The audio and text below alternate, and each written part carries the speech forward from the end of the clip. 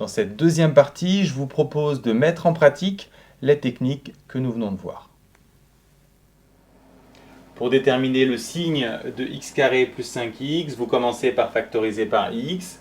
Ensuite, il faut construire le tableau de signes avec x et x plus 5 qui donneront ensuite le signe de f de x. X plus 5 s'annule en moins 5, x s'annule en 0. Il reste à déterminer leurs signes respectifs. X plus 5 est une droite de pente positive, donc elle est négative avant de s'annuler, positive après. Et il en est de même pour x qui a une pente égale à 1. Si la pente avait été négative, bien entendu, les signes auraient été contraires. Enfin, on applique la règle des signes pour déterminer le signe de f de x. Pour x carré plus 5x plus 6, si vous connaissez les techniques de factorisation rapide que je vous ai exposées, vous pouvez tout de suite trouver que ça vaut x plus 2 fois x plus 3. Sinon, vous calculez le delta et vous trouvez les deux racines, moins 2 et moins 3. Dans les deux cas, on voit que la fonction s'annule en moins 2 et moins 3. Reste à déterminer son signe. Pour cela, il faut s'appuyer sur le signe de a. A, c'est le coefficient associé à x carré qui vaut 1.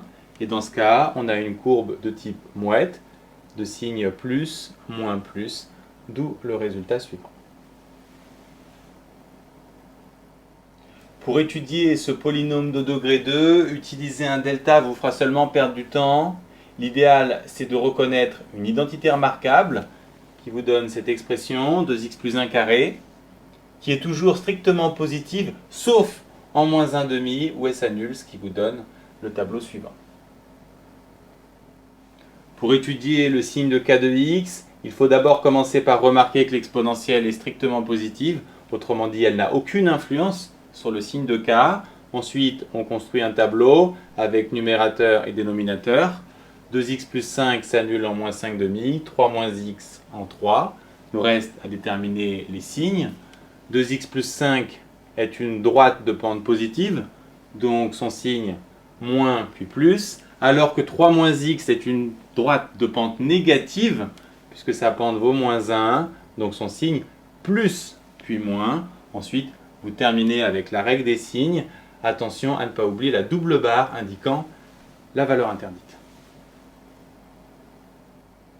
Ici, pour étudier le signe de e de x moins 2, on pose une inéquation.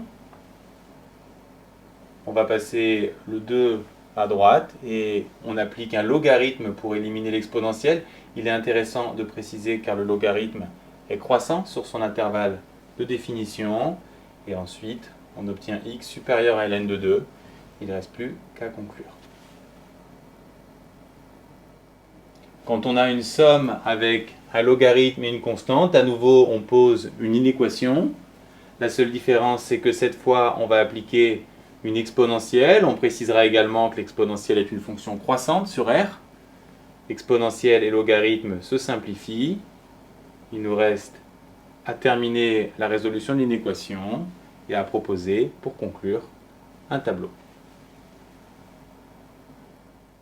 Si on applique ici la méthode précédente, on va poser une inéquation, puis appliquer, pour éliminer l'exponentielle, un logarithme. Le logarithme, il nous reste sur les bras de l'autre côté, et pour s'en débarrasser, il faudrait appliquer une exponentielle qui nous ramènera à cette équation. Bref, on est sur un cercle vicieux, et pour le rompre, il nous faut autre chose. On a cherché à se débarrasser de l'exponentielle, on s'en est pas sorti. On va maintenant s'occuper du x. Pour ça, on va dériver la fonction, ce qui nous donne e de x plus 1. La dérivée est de façon évidente strictement positive, puisque e de x et 1 sont strictement positifs. On a donc le signe de la dérivée qui nous donne les variations de la fonction. On admet ici ses limites, moins l'infini et plus l'infini.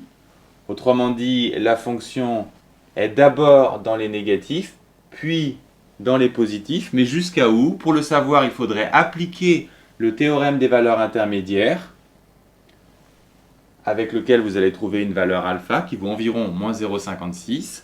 Et avec le tableau, on peut conclure que jusqu'à alpha, la fonction est négative, et à partir de alpha, la fonction est positive. Cette méthode beaucoup plus lourde est à utiliser en dernier recours quand les autres méthodes ne marchent pas.